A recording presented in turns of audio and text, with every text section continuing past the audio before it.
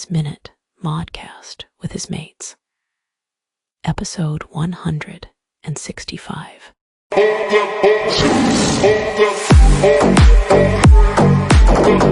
Hello, and welcome to another episode of Min's Minutes Modcast with his mates.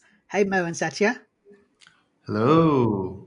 We have a number of interesting topics for us to discuss. Now, being a super polite guy that I am, I quite like to say please and thank you, but no more, because I saw Sam Altman had recently said that every time you say that, you're basically using a whole heap of energy, right? Something equivalent to 4 light bulbs for an hour, because although we're thinking it's quite fun to sort of talk to the AI with politeness, it has to actually process that, and that's the equivalent. So it's literally tens of millions every time we be polite. So there we go. I have to throw away all that stuff I learnt when I was growing up, obviously.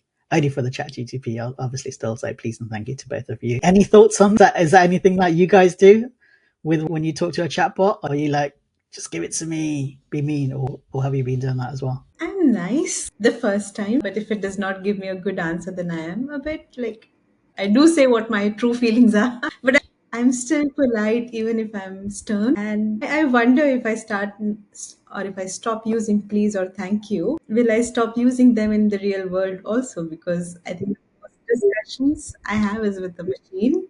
And if I forget please and thank you, I might annoy a lot more people and burn a lot of my own energy, right? So I think you have to treat the chatbots and the AI like you would do with your pets, in that they don't know any better. So sometimes you have to be a little bit strict with them, otherwise they'll get away with murder. Maybe that's the trick. Yeah. What about you, Mo? Yeah, no, I don't think I do please and thank you, but normally sometimes I might put something there when I'm being generous. But it completely makes sense because I don't know if anyone here has implemented any products with the API, with the OpenAI. So all of these characters are like tokens basically. And for the API, they have limits on how much they can reply back with the characters or letters if you're doing like any prompts or anything. So makes sense. Every single one is burning electricity or something somewhere, and it's costing someone something. So yeah, I liked what you said, Satya. It might influence how we interact with ourselves as human to human interaction.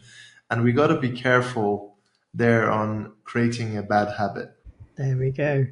Talking about those tokens, I see there seems to be a one-upmanship on how many tokens you can have with some of these LLMs now. And I know Google Gemini 2.5 has something like 1 million now that you can have, but then there's another one, I can't remember the name of it, that's got like a 2 million count, which is literally like, 70,000 books or something. It's something ridiculous that you can upload into it, including the sort of sending it and receiving. But yeah, it's getting to the state where it's basically, just give me everything and I can handle it. I only need like about 10 because I mostly use it for dad jokes, but obviously not now because I know it's using all those light bulbs that we can probably use for other causes. The next topic I wanted to discuss as a general theme was AI and what does this mean for health and wellness, and lots of industries I think are going to be impacted. And the reason I thought of this one was recently seeing what the CEO of Google DeepMind, Demis is his name, said. And he's been interviewed recently, and he's got some very interesting sort of views as to how analyzing super complex things like protein structures, and Satya will come on to that because I know that was your PhD, right? And by solving this, you can basically solve literally all of the human kind of issues to do with the body. And he's like, it could lead to solving the cure for Alzheimer's, perhaps cancer. And he thinks that within 10 years, there will be no diseases. I'm not quite sure if the pharmaceutical company be happy about that because, they need something to do. But yeah, kick us off, Satya. Tell us about what you studied and your views on what you think about AI helping in this space of research. So the research work I did during my PhD was around protein structures, something that in Demis also talks about. And Demis Hassabis, if I'm pronouncing his name right, He got a Nobel Prize this year for AI on protein structures. So if I have to explain you the scale, right? To identify one protein structure which is completely new to humanity, like we have never seen the structure ever before. And these proteins are building blocks of each and every living being on earth, right, including bacteria. And to identify what is the 3D structure of it, like how is it they're folded, and it is different from different proteins. I know I'm simplifying to the nth level, and they were for one protein, right? It takes approximately, depending on the complexity, at least a year to 10 years to 20 years. For example, there is a Nobel Prize on ribosome, which is a protein making machine. It took 20 years to find the structure of a protein complex, right? And what Demis did was to create an AI algorithm to predict these structures within minutes. So imagine 365 days and multiplied by many years, many numbers.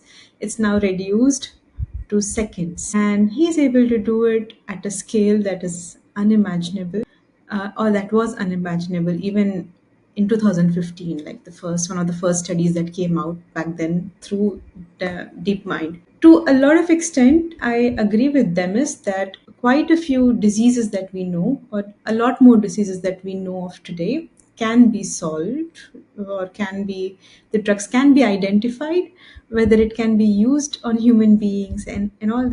It's a long process after all. It also requires a deeper understanding of biology. It also requires a deeper understanding of how these processes occur in the body, which I still think we are far away. But then identifying a drug as a chemical structure, you see how these proteins are interacting. It's an fairly, comparatively, an easier job when compared to how those drugs or how those medicines will react in our body, right? It's a long process. And mind you, one vaccine or a one drug normally takes like 6 to 7 years at least to come to be tested on humans. So it can take decades to be tested, approved. There are so many processes, regulations to come for a drug to come to the market and to be treated. So I would take it with a pinch of salt. But yeah, the first steps are easy now. Like you identify a structure, you model a structure, you may be even able to make that drug in a machine or in a factory. But what happens later is something that's more complex.